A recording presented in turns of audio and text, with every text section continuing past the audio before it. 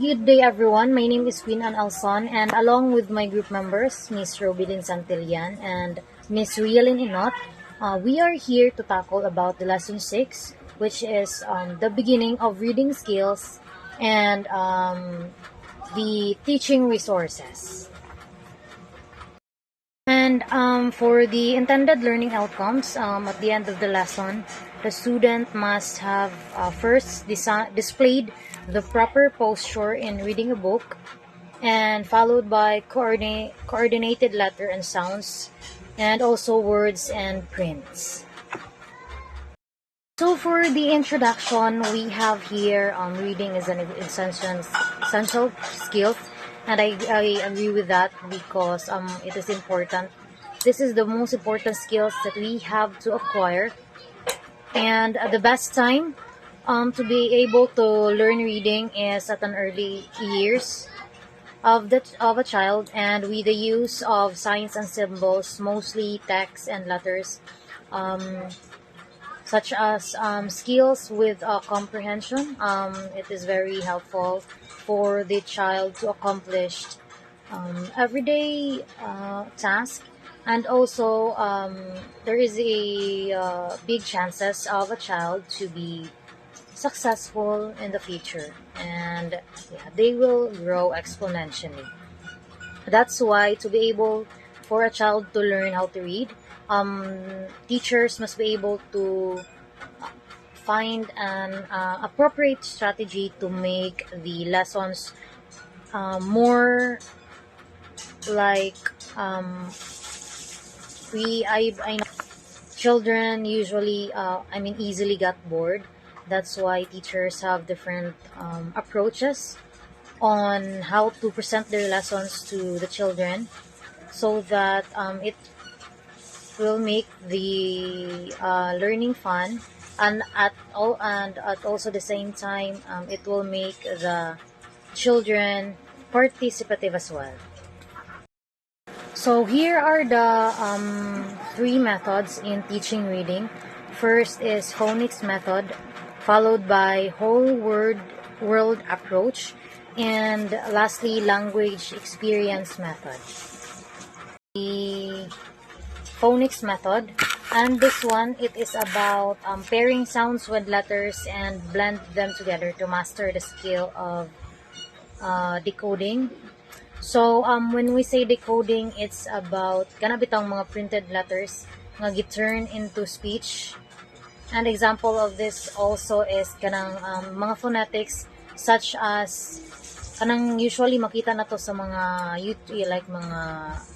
YouTube, kanang mga they use the alphabet and incorporated with a sound, like kanang A for apple, like B for boy, something mga inana makita na to sa YouTube.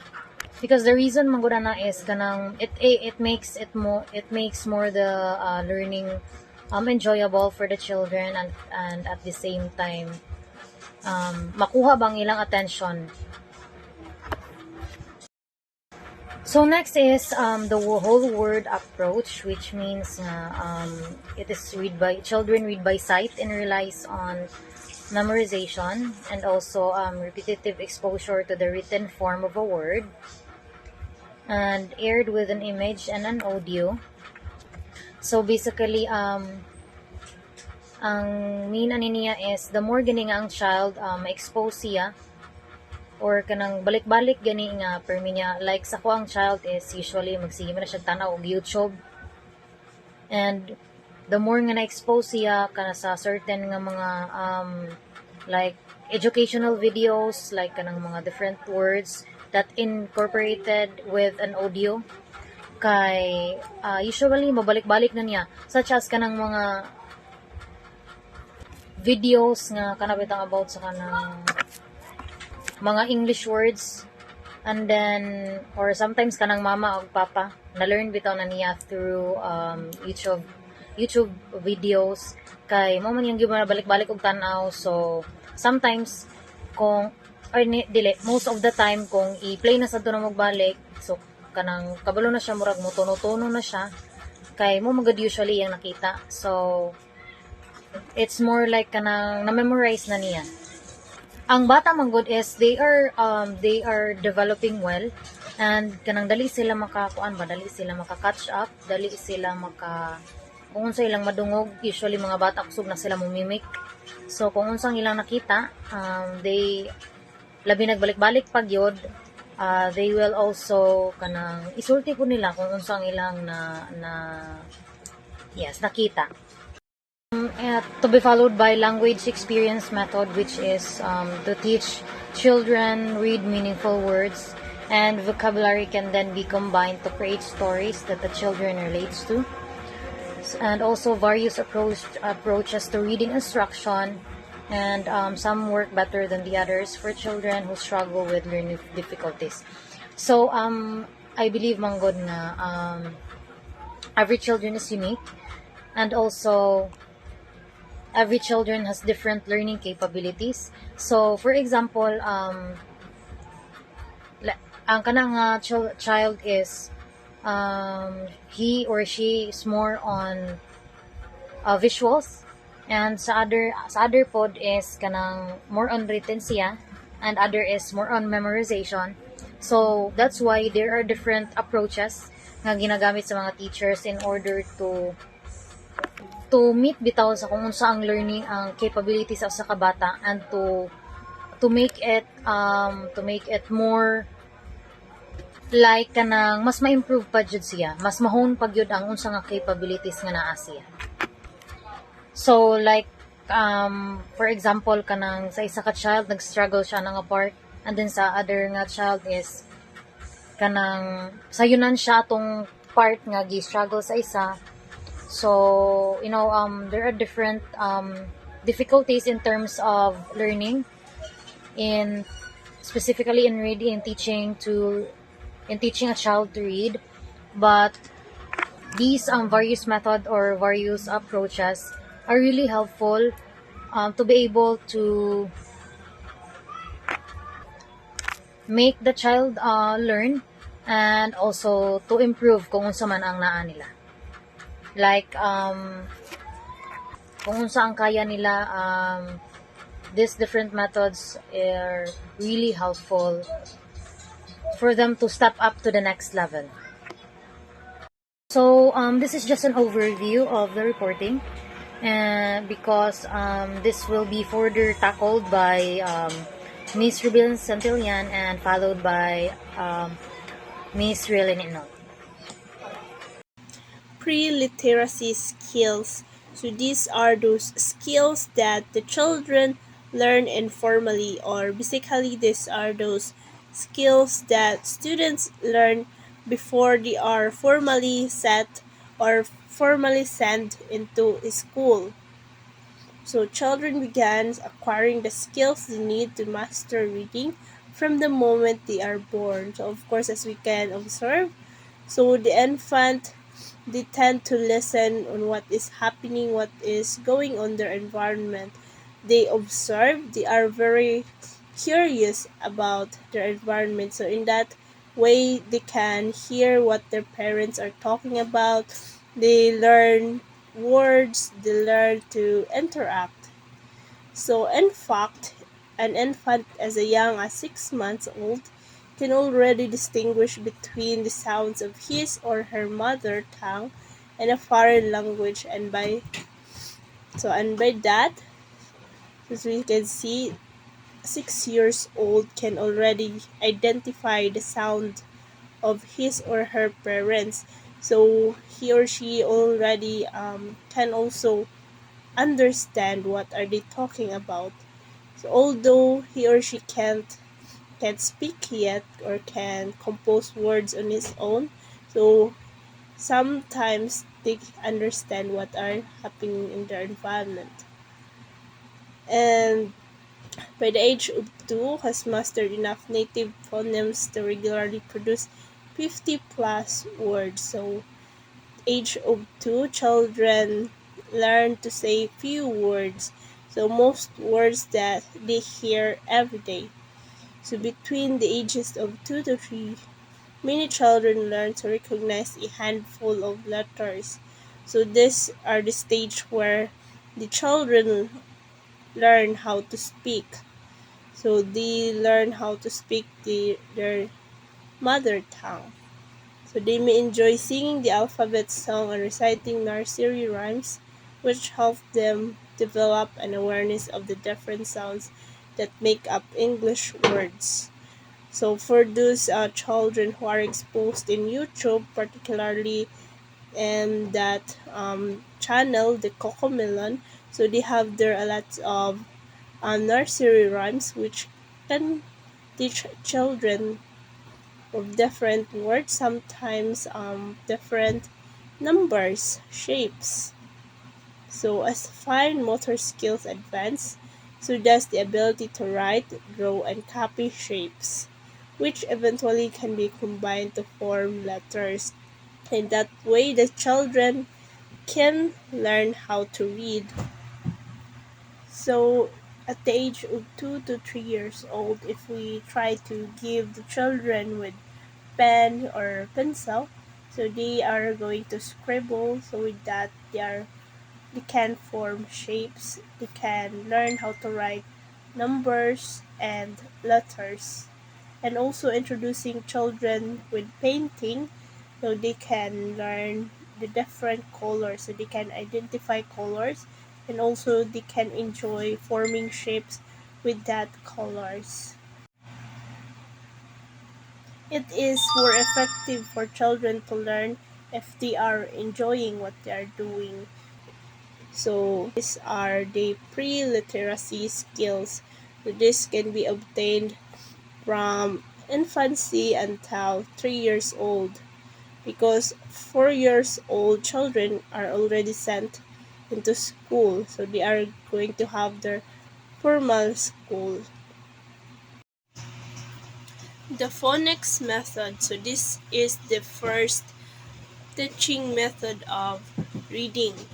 So the smallest word part that carries meaning is a phoneme. While we typically think of letters as the building blocks of language, phonemes are the basic units of spoken language. So if we try to teach children how to read, so we are going to teach them first the sounds of each letters. So that is very important. So if they already know how to sound the letters, so even though if they can encounter unfamiliar words, so they can still read it by pronouncing the letters of that particular word.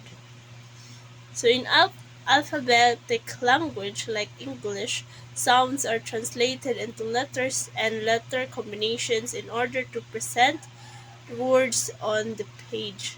So we sound the letters, the combination of letters, in order to be able to read a particular word. Reading thus relies on an individual's ability to decode words into a series of sounds. So that's how we decode words. So we pronounce the words, the letters on that word. Encoding is the opposite process and how we spell. So encoding, how we spell, how we write the words into letters. So combination of letters. So that's how we spell. That is encoding. While decoding is reading. So pronouncing the letters and the combination on that particular word. The phonics method is concerned with helping a child learn how to break words down into sounds, translate sounds into letters, and combine letters to form new words. So, using this phonics method, the children will know how to pronounce the words, so the words are how the words can be read through its sounds. So with that, it can combine letters to form new words. Phonemes and their corresponding letters may be taught based on their frequency in English words. So of course, it is important that we teach children those English words that they often hear in their surroundings, such as apple for letter A. So A, apple. So with that, they can be familiar with the letter A. So using the word apple. Overall, overall there are 40 English phonemes to master and different programs to take different approaches to teaching them. So some materials introduce word families with rhyming words grouped together. It's also possible to teach similarly shaped letters or similar sounding letters together. So the first thing to teach children is the sound of the letters. So basically the vowels can be taught to children first before the consonant. So we teach them a, e, o. Then repeatedly they can be familiar with the sounds and then its corresponding letter. So the pronunciation or the sound of the letter A, it's a. Then pronunciation of letter E, so that's E. So with that, children can learn how to pronounce letters. The phonics method is one of the most popular and commonly used methods. In the beginning, progress may be slow and reading out loud halting, but eventually the cognitive process involved in translating between letters and sounds are automatized and become more fluent. So as students or children get exposed to reading words, so they can be fluent. Sometimes they can easily memorize the words and its pronunciation. So consonant plus vowel or vowel letters plus consonant letters, so they can form words, produce sound. This means some words can't be sounded out and need to be learned through memorization. So English is not always spelled the way it sounds, right? So some of the words are pronounced differently. Next method is the whole world approach. This method teaches reading at the word level. Because it skips the decoding process, students are not sounding out words but rather learning to say the word by recognizing its written form. So in this method, the children are going to read the whole word. So they are not going to use the phonics method, which is they pronounce the words letters by letters. So in this method, so they are going to read or to sound the word as a whole. Context is important and providing images can help. So like for example, if a certain word is presented below a picture, so in that case the student can easily recognize the word and its meaning. Familiar words may initially be presented on their own, then in short sentences, and eventually in longer sentences. So, as their vocabulary grows, the children begin to extract rules and patterns that they can use to read new words. So, with their experiences of reading, so they can further understand the basic rules in reading words. Reading via this method is an automatic process and is sometimes called sight reading. So sight reading it is when you just look into the word once and then you already know how to read it. So after many exposures to a word, children will sight read the majority of vocabulary they encounter, only sounding out unfamiliar terms. So in this case, the students can actually easily understand what they are reading. They can actually understand the paragraph easily, the sentence, and the story. So they are not going to spend long time in decoding the sentence of that particular word. Sight reading is faster and facilitates reading comprehension because it frees up cognitive attention for processing new words. That's why it is 10 recommended that children learn to read high frequency English vocabulary in this way. So it is easy for these children or the students to comprehend what they are reading if they already know the meaning of the words that they are pronouncing. So in that they can spend less time reading and they can easily understand or comprehend the content of. Thank you, Miss Alson, and let's proceed to my topic, which is all about the language experience method. So, the language experience method is learning to read and nonsense words and black and white activity book is not always the most effective approach. The language experience method of teaching read is grounded and personalized learning where the words thought are different for every child. So the idea is that learning words that the child is already familiar with will be easier. So it means if the black and white activity books is not engage learners emotionally or spark genuine interest. Reading comprehension often thrives when there's a connection to the content, and nonsensical words in isolation may not stimulate curiosity or a sense of relevance for the reader.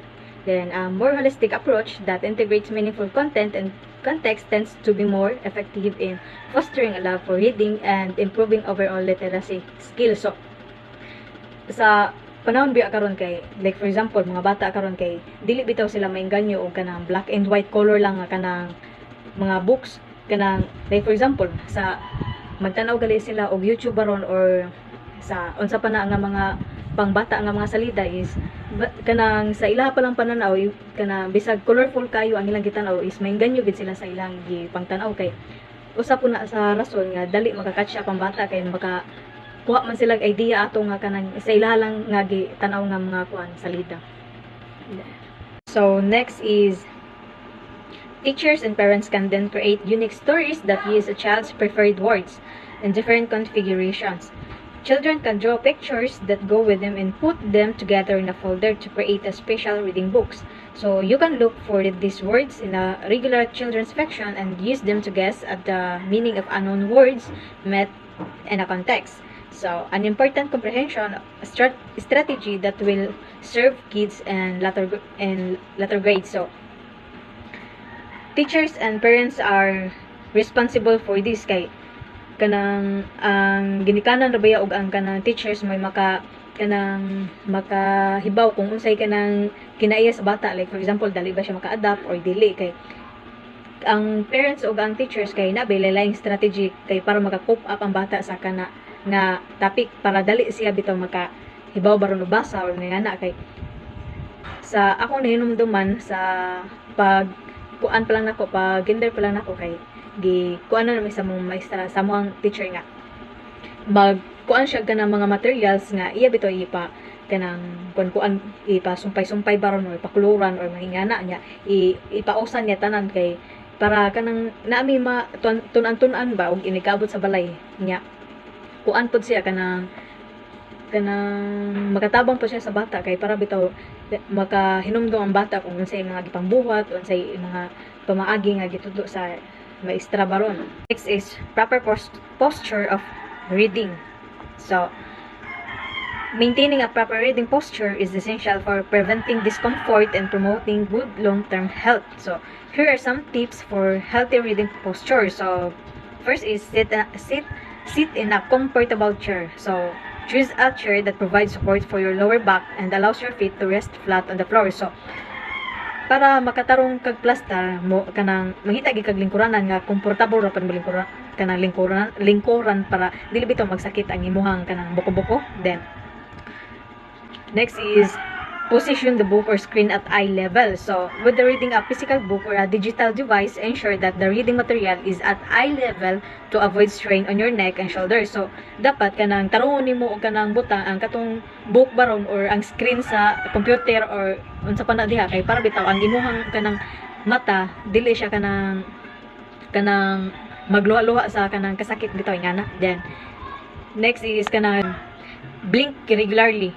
Then if you are reading from a screen, so remember to blink regularly to prevent dry eyes. So para bitaw dili ka nang maughan imong mata, dapat ka nang imo sa i-blink imong mata kay para bitaw dili ka nang musakit. Then elbow and forearm position. So keep your elbows close to your body and at a 90-degree angle. So rest your forearms on the armrest or a desk for support ka nang kabante mo ng lingkuranan nga na ay para butanganan sa kamot mao na siya.